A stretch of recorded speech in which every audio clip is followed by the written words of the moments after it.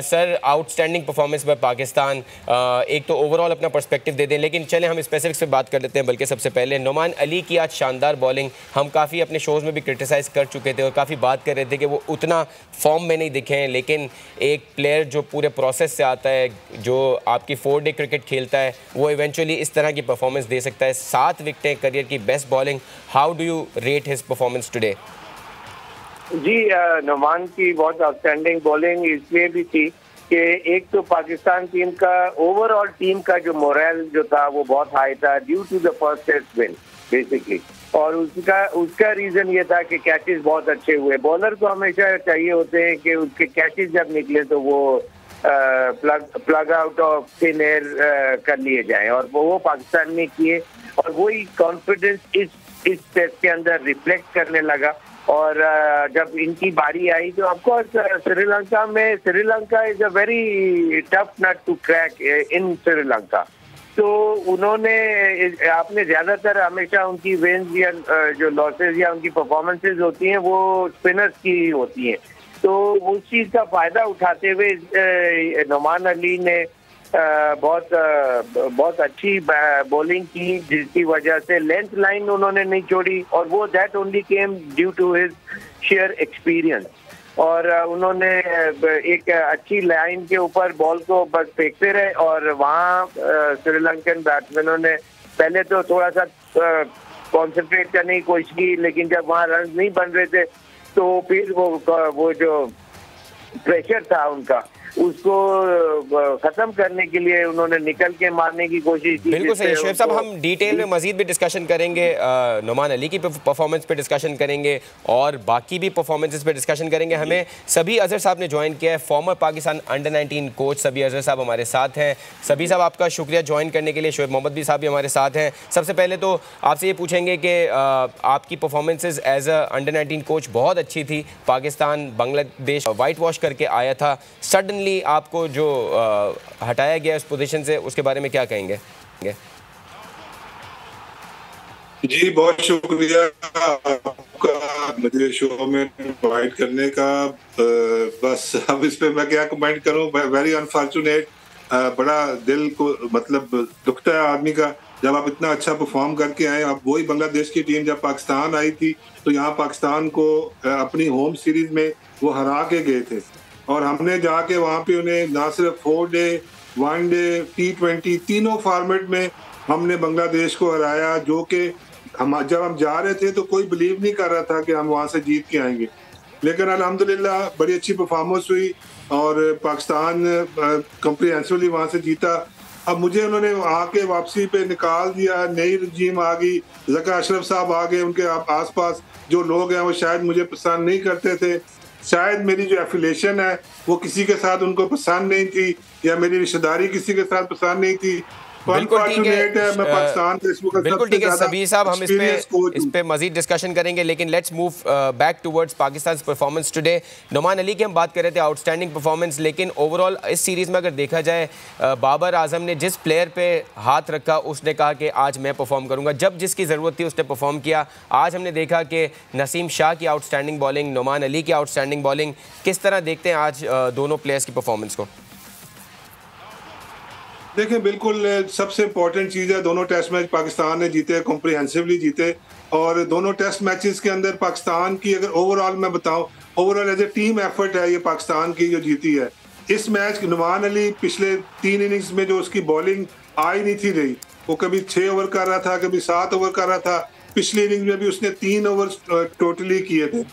इस मैच में क्योंकि इज वेरी एक्सपीरियंस बॉलर है, बहुत अरसे से पाकिस्तान की डोमेस्टिक क्रिकेट में परफॉर्मेंस कर रहा है और बैटिंग में भी वो अच्छा स्कोर कर रहा है।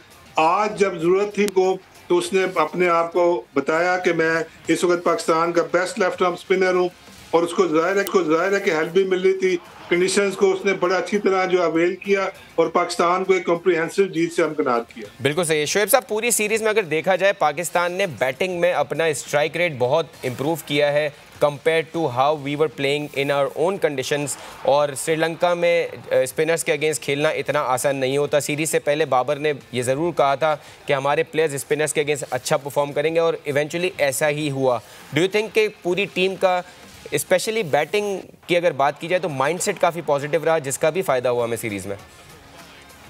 या जैसे मैंने अभी कहा कि पहले टेस्ट में जिस तरह सऊद शकील की जो आउटस्टैंडिंग जो डिस्प्ले ऑफ फाइन बैटिंग थी, इसलिए कि बाबर इतना नहीं चल पाए और दूसरे प्लेयरों के ऊपर डेफिनेटली बर्डन था और वो उन्होंने प्रेशर लिया विच इज समथिंग ग्रेट और वो उन्होंने डिलीवर किया in need of the our.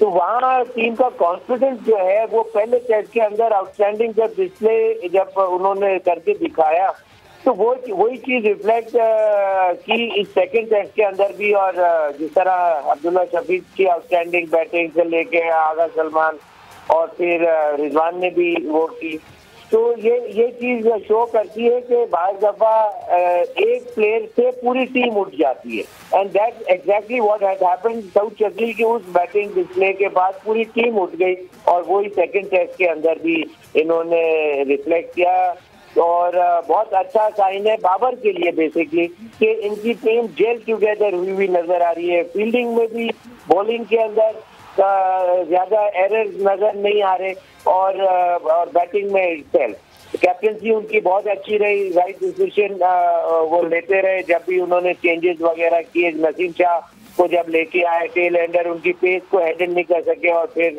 पूरा ही मैच खत्म कर दिया उन्होंने। तो ओवरऑल जैसे मैंने कहा कि कंबाइंड एफर्ट था, टीम एफर्ट था और दे लुक यूनिटी वाली टीम, बिल्कुल सही है, टीम लग रही। बिल्कुल सही है सभी साहब। हमने देखा कि पाकिस्तान दोनों टेस्ट मैचेस में पाकिस्तान की जो फील्डिंग रही है वो बहुत आउटस्टैंडिंग रही है। लगा ही नहीं कि ये पाकिस्तान की टीम है जो ये कैचेस कर रही है। सो ये क्या ओवरनाइट हो गया या कोचेस जो है वो अचानक से इतना अच्छा प्रैक्टिस कराने लगेंगे हमारी टीम की, पूरा फील्डिंग का यूनिट, पूरा शेप चेंज हो गया हमारी टीम का?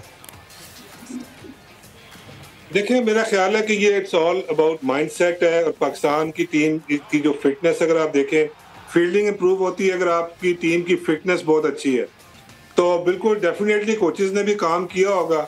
लेकिन ये नहीं है कि आप 4-5-6 दिन के आपके जी काम करने से या कैचिंग से या उससे, लेकिन ओवरऑल इस 2 टेस्ट मैचेस के अंदर अगर हम देखें तो पाकिस्तान का जो फील्डिंग स्टैंडर्ड था वो बड़ा हाई था और उसमें प्लेयर्स जो है वो जिस माइंडसेट से खेल रहे थे ओवरऑल उससे पाकिस्तान की टीम की जीत में बड़ा उसने रोल प्ले किया है कि पाकिस्तान अब थोड़ी एग्रेसिव क्रिकेट खेल रहा है, बैटिंग में भी और बॉलिंग में भी।